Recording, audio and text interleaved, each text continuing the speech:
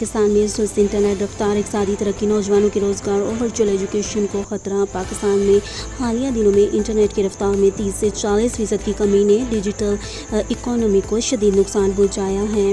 Security اور نگرانی بڑھانے کی حکومتی فیصلے کے غیر ارادی نتائج کے طور پر آن لائن کاروبار اور خدمات متاثر ہو رہی ہیں، جس سے خاص طور پر کال سینٹر، اکنامک اور آن لائن ورکنگ کلاسز کو مشکلات کا سامنا ہے۔ یہ مسئلہ صرف تکنیکی چیلنج نہیں بلکہ قومی اہمیت کا حامل ہے۔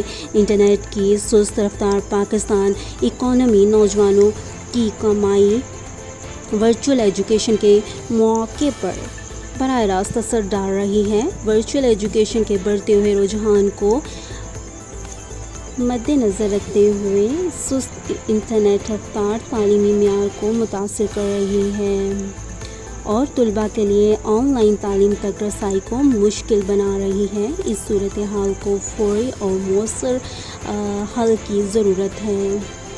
شمالہ سلطانہ راجپوت، نقوی میڈیا نیوز، اسلام آباد۔